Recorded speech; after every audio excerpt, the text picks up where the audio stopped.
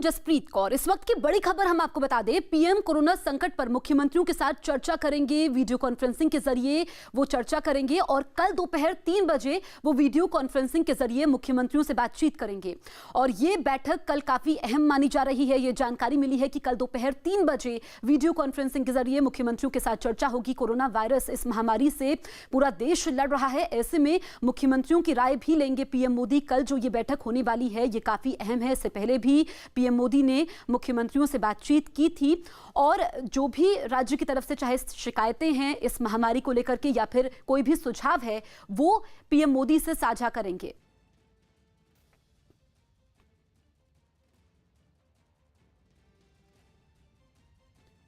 एक और बड़ी खबर आपको बता दें, कैबिनेट सचिव ने राज्यों के साथ कोरोना पर बैठक की है। कैबिनेट सचिव राजीव गौबा ने सभी राज्यों से चर्चा की है। लॉकडाउन में ढील के पहलुओं पर ये चर्चा हुई है। राज्यों में आर्थिक गतिविधियों को और गति देने पर इस बैठक में चर्चा हुई है। साथ ही साथ राज्यों को कंटेनमेंट जोन में और सख्ती के निर्देश भी दिए गए हैं इस बैठक के जरिए। और राज्यों के मुख्य और स्वास्थ्य सचिवों के साथ चर्चा हुई है जिसमें कई अहम बातों को साझा किया गया है।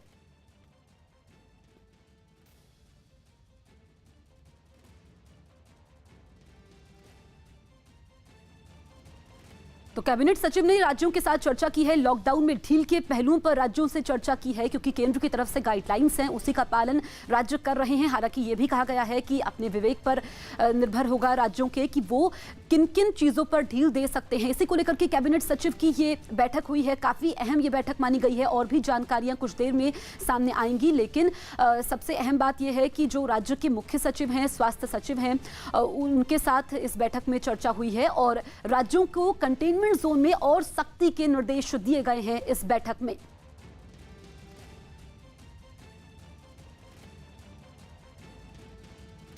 इस वक्त मुद्दा गर्म हो गया है कि क्या मजदूरों की गांव वापसी के मुद्दे पर राजस्थान के मुख्यमंत्री अशोक गहलोत घिर गए हैं। यह सवाल इसलिए बड़ा हो गया है क्योंकि गांव वापसी की मांग कर रहे हजारों मजदूर राजस्थान के भीलवाड़ा में सड़क पर उतर आए। ये मजदूर भीलवाड़ा की कपड़ा फैक्ट्रियों में काम करते हैं और लॉकडाउन शुरू होने के बाद से ही खाली बैठे थे। लगभग 50 दिन से इन मजदूरों के पास कोई काम नहीं था और जब इन लोगों को खाने पीने की दिक्कतें शुरू हुई तो ये आईटीआई चौराहे के पास आकर इकट्ठा हुए। ये लोग अपने गांव वापसी की मांग को लेकर सड़क पर ही धरने पर बैठ गए। इस बीच ना तो इन लोगों को सोशल डिस्टेंसिंग का ख्याल रहा और ना ही इनमें से ज्यादातर लोगों ने मास्क पहने हुए थे। इनमें से ज्यादातर मजदूर यूपी बिहार के हैं और वो सरकार से घर वापसी की मांग कर रहे हैं।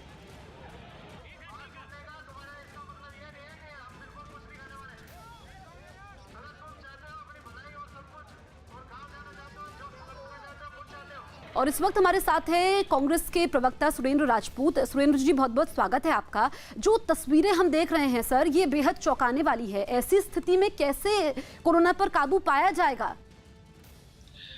दुर्भाग्यपूर्ण है और ये बिल्कुल आप सही कह रही हैं जसप्रीत जी कि पूरे देश में जिस समय ये कोरोना का आपातकाल है, जिस तरीके से मजदूरों में सोशल अनरेस्ट हो रहा है, चाहे वो सूरत के मजदूरों में हो, चाहे वो अहमदाबाद के मजदूरों में हो और चाहे वो भीलवाड़ा के मजदूरों में हो, निश्चित तौर पर केंद्र की सरकार को और राज्य की सरकारों को उसको देखना पड़ेगा। जिस तरीके से पिछले 4 दिन से सूरत में सूरत की बात मत करिए प्लीज सर। ठीक है, सूरत की तस्वीरें सबने देखी, आप राजस्थान के भीलवाड़ा की बात करिए ना। मैं तो दोनों जगह की बात करूंगा। टॉपिक भीलवाड़ा है। नहीं, टॉपिक कुछ भी हो, टॉपिक मेरा मजदूर है। मेरा मजदूर मर रहा है और मेरे देश का मजदूर मर रहा है, चाहे वो भीलवाड़ा में परेशान हो रहा हो, चाहे वो सूरत में हो रहा हो और चाहे भीलवाड़ा में तो आप ही की सरकार है ना सर। तीन सरकारें सब सर, राजस्थान के मुख्यमंत्री अशोक गहलोत हैं सर। मैं कहाँ कह रहा हूँ कि नरेंद्र मोदी जी है। नरेंद्र मोदी जी तो प्रधानमंत्री हैं। तो प्रधानमंत्री के अंडर में राजस्थान में अशोक गहलोत साहब मुख्यमंत्री हैं और गुजरात में विजय रूपानी जी मुख्यमंत्री हैं। तो निश्चित तौर पर जब केंद्र सरकार के सारे नियमों का और सारी नीतियों का पालन हो रहा है और केंद्र सरकार हमें निर्देशित कर रहा है कि किन मजदूरों को भेजा जाए और किन मजदूरों को न भेजा जाए, जब केंद्र सरकार और राज्य के नोडल ऑफिसर ये डिसाइड कर रहे हैं, जो लेने वाले राज्य हैं, कि वो लोग किन मजदूरों को लेंगे, किन मजदूरों को नहीं लेंगे, तो निश्चित तौर पर इस तरीके की दुर्भाग्यपूर्ण घटनाएं अवांछनीय हैं, बिल्कुल नहीं होनी चाहिए। और हम पूरी तरीके से आपके इस विचार से सहमत हैं कि ये बिल्कुल भी सोशल डिस्टेंसिंग का जो पालन नहीं हुआ, ये राज्य सरकार चूंकि कानून व्यवस्था की जिम्मेवार है, राज्य सरकारों को इनका जिम्मेवारी लेना होगा। वो चाहे चलिए, ये अच्छी बात आपने कही है कि राज्य सरकार को जिम्मेदारी लेनी होगी। इस पर मैं आपसे बातचीत करूंगी, आप बने रहिए। दरअसल उत्तर प्रदेश पुलिस ने राजस्थान से आ रहे मजदूरों को सीमा पर ही रोक दिया। यूपी के मथुरा में पुलिस की कोशिश उस वक्त मुसीबत बन गई जब मजदूरों ने हमला कर दिया। मजदूरों की संख्या काफी होने से पुलिस को हालात संभालने में मुश्किल आई। मजदूरों से झड़प में 2 दारोगा समेत कई पुलिस वाले घायल हो गए। इनमें भी राजस्थान पुलिस पर लापरवाही बरतने के आरोप लग रहे हैं।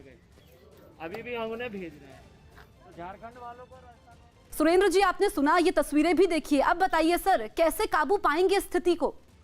निश्चित तौर पर इसमें राजस्थान पुलिस की कहां पर, ये तो उत्तर प्रदेश पुलिस की गलती है कि मानवीय आधार पर अगर कुछ लोग पैदल चल के आ रहे हैं, उनके खिलाफ आप बर्बर लाठीचार्ज कर रहे हैं। निश्चित तौर पर से एक अमानवीय कृत्य है। मैं उत्तर प्रदेश की पुलिस के मुखिया से और आदरणीय आदित्यनाथ योगी जी से कहूंगा कि सुरेंद्र जी, मैं आपको प्लीज रोक रही हूँ, मेरी बात सुनिए। जो बीजेपी के प्रवक्ता हमारे साथ जुड़ेंगे, मैं उस पर उनसे जरूर ये सवाल लूंगी, आपने जो सवाल उठाया है। लेकिन सर, कुछ देर पहले, कुछ घंटों पहले अशोक गहलोत ने 50 देशों के एनआरआई लोगों से बातचीत की है जो राजस्थानी हैं, उनको आश्वस्त किया है। सर, तो क्या इस सहानुभूति के हकदार मजदूर नहीं हैं?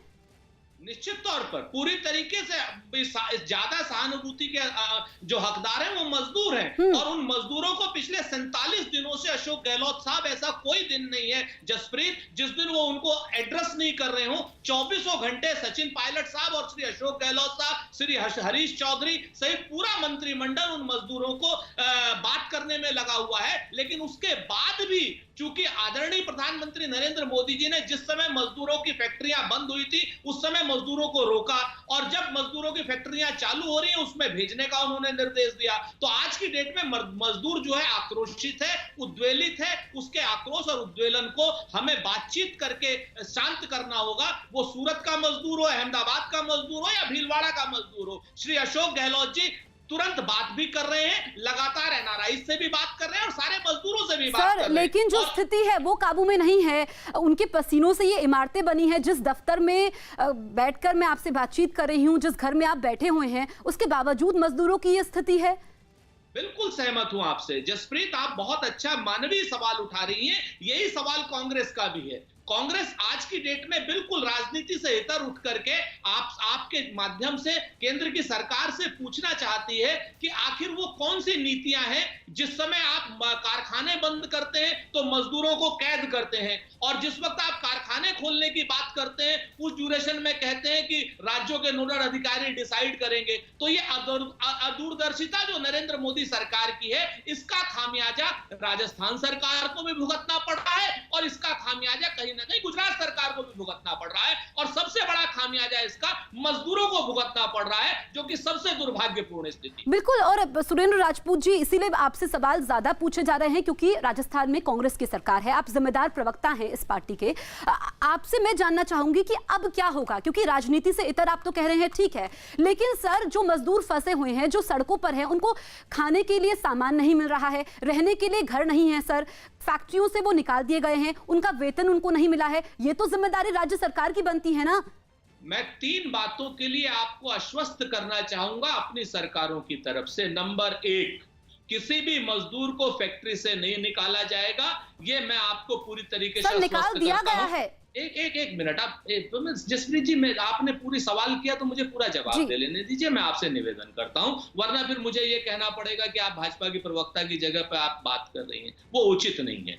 मैं आपसे जो निवेदन कर रहा हूं कि जो आपने बात कही कि राज्य सरकार का और केंद्र सरकार का दायित्व है कि कोई भी मजदूर ना निकाला जाए और कोई भी मजदूर भूखा ना सोए। निश्चित तौर पर, और केंद्र सरकार ने हलफनामा दिया है सुप्रीम कोर्ट में कि 23 लाख मजदूर सड़क पर हैं, उनके शेल्टर का इंतजाम किया जा रहा है। वो चाहे राजस्थान में हो, गुजरात में हो, या महाराष्ट्र में हो, या कर्नाटक में हो, किसी भी जगह पे मजदूरों के शेल्टर का इंतजाम पूरा होना चाहिए, और अगर जो नहीं करता है वो पाप का भागी भी होगा और वो श्राप का भागी भी होगा, क्योंकि मेरा गरीब मजदूर जो है कहीं ना सुरेंद्र कहीं जी, अगर सड़क एक पे बात सोए। और है, आप जिम्मेदार प्रवक्ता हैं, सम्मानित प्रवक्ता है, एंकर को तो कम से कम भाजपा का प्रवक्ता ना बनाइए।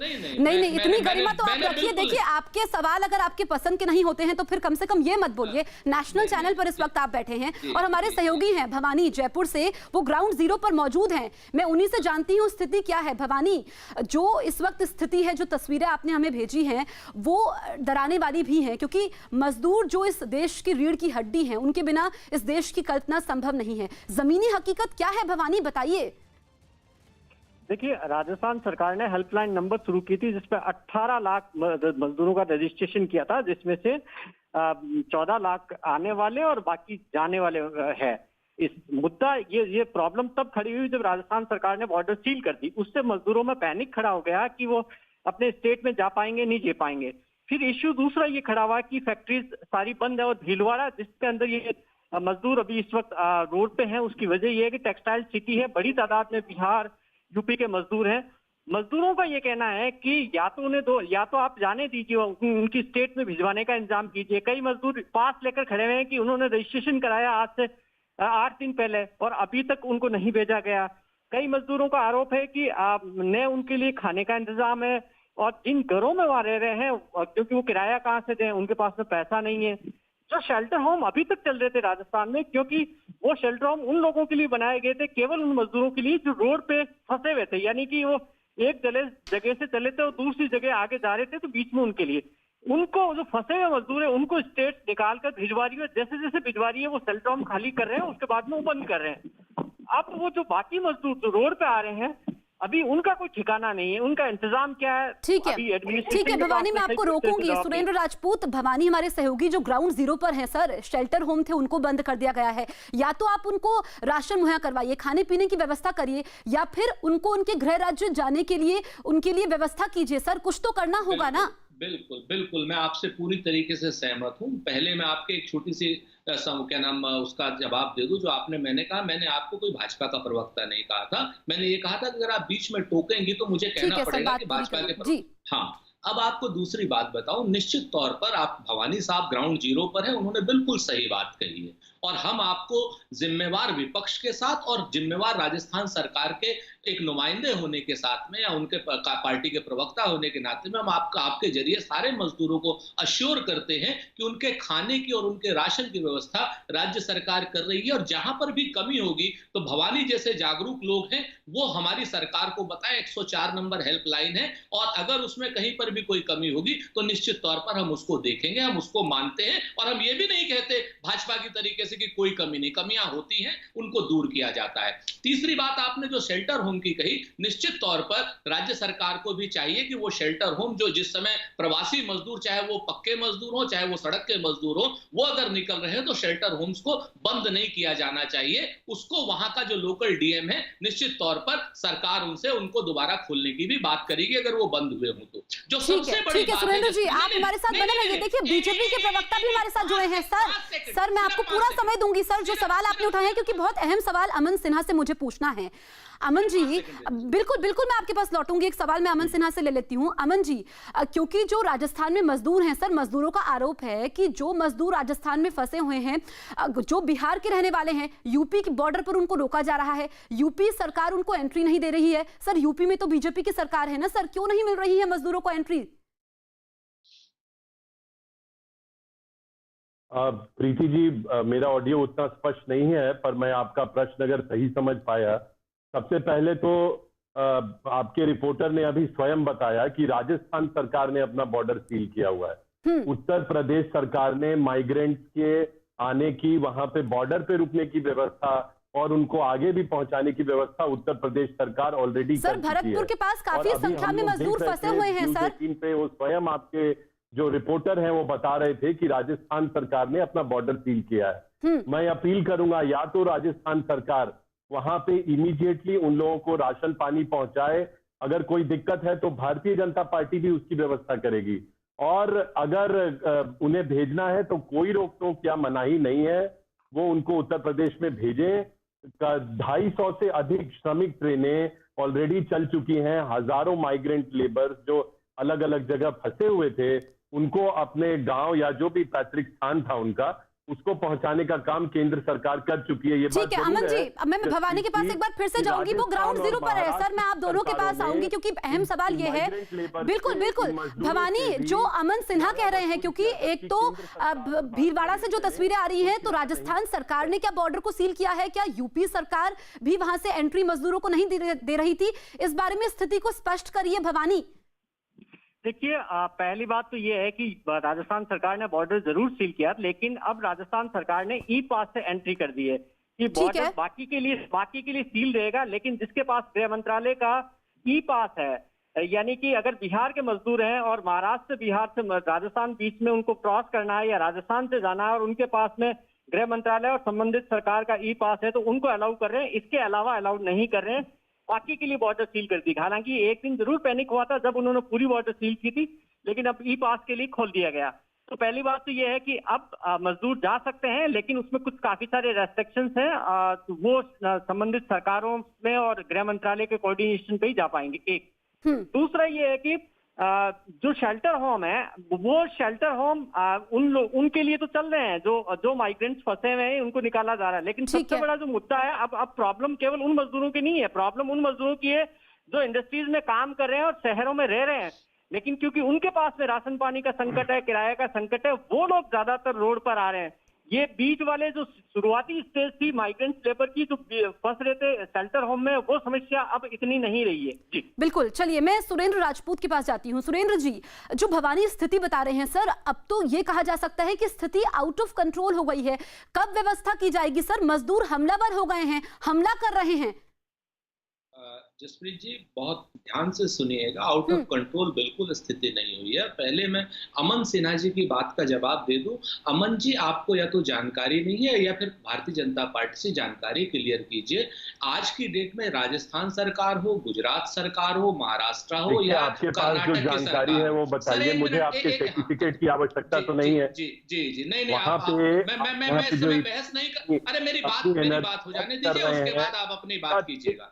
तो मेरा जो ये निवेदन है, जो लेने वाले राज्य हैं, वो राज्य का नोडल ऑफिसर जब तक आपको ग्रीन सिग्नल नहीं दे देता तब तक ई पास नहीं होता है। और सच्चाई ये है कि उत्तर प्रदेश की सरकार और बिहार की सरकार जब तक उनको ग्रीन सिग्नल उनके नोडल ऑफिसर को ई पास नहीं देगी। अरे भाई, मैं आपके बीच में नहीं बोल रहा हूं ना, आप प्लीज 2 मिनट के लिए कृपया करके शांति से रहें।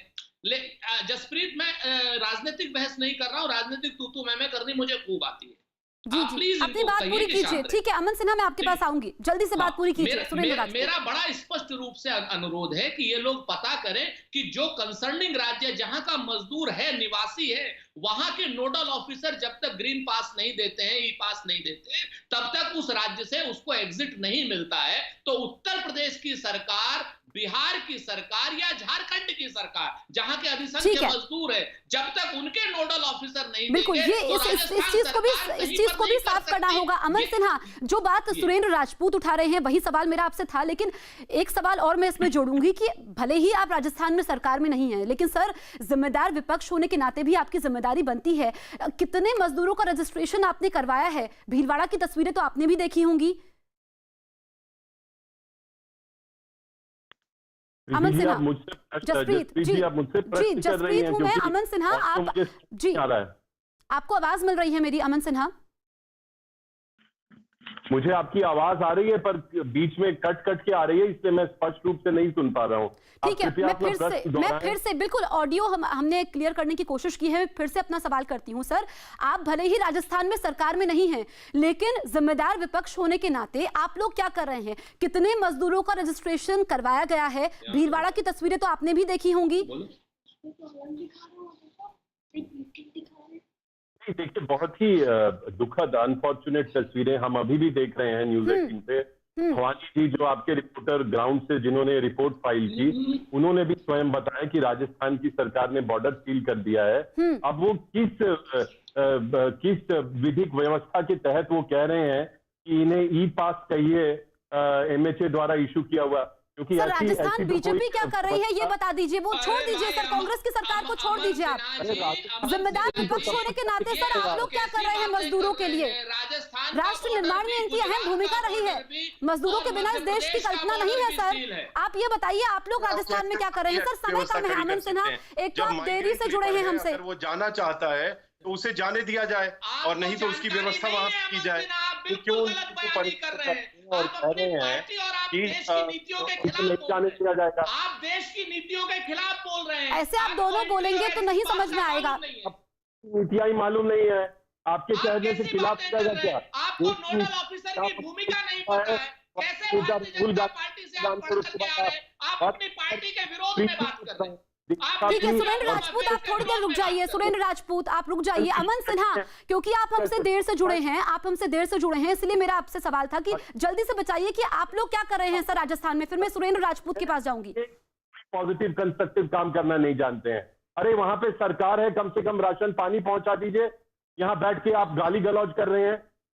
अरे भाई हम कोई गाली गलौज नहीं ठीक है कर रहे हैं, सुरेंद्र हम तो राशन पानी राजपूत, पहुंचा देखिए रहे हैं। सवाल आप ही से उठेंगे ना सर, राजस्थान में आप ही की सरकार है ना सर। बिल्कुल बिल्कुल हम जवाब देंगे आपको। हम आपको दो तीन बातें कहते हैं। जसप्रीत जी इनकी बात का बगैर बुरा मानते हुए जितनी व्यवस्थाएं इन्होंने सूरत में और अहमदाबाद में की हैं उससे 100 गुनी अच्छी व्यवस्थाएं राजस्थान में हैं। और राजस्थान में उसके बाद भी अगर कोई कमी है तो हम अमन जी मैं आपके पास सत्ता में लौटूंगी। होने के नाते हम कहते हैं, हम ये जरूर कहते हैं कि जो कमियां होंगी और जो अमन सिन्हा जी की भी पार्टियां कमियां गिनाएगी हमें, वो भी हम पूरी करने की कोशिश करेंगे। और जो न्यूज 18 के पत्रकार कमियां दिखाएंगे उसको भी हम पूरी करने की कोशिश करेंगे। एक एक मजदूर को खाना खिलाना हमारी नैतिक जिम्मेवारी भी है और हमारा कर्तव्य लेकिन भी है। सुरेंद्र जी और नैतिक मजदूरों का जिम्मेदारी तो अधिकार ठीक है सर, लेकिन जमीन पर काम नहीं हो रहा है ना। तभी तो जमीन भीलवाड़ा से ये पर तस्वीरें पूरा- सर, मैं तभी तो आपको भीलवाड़ा बता से ये दूं, तस्वीरें देखने को मिली हैं। अभी आप अगर 104 जमीन पर काम हो रहा लगाइए, होता, मजदूरों का अभी ख्याल 104 रखा जाता तो लगाइए। राजस्थान से ये तस्वीरें हमें देखने को नहीं मिलती। बहुत ही दुखद ये तस्वीरें हैं। आप सभी का हमसे बातचीत करने के लिए बहुत बहुत शुक्रिया। तो मुद्दा यही था।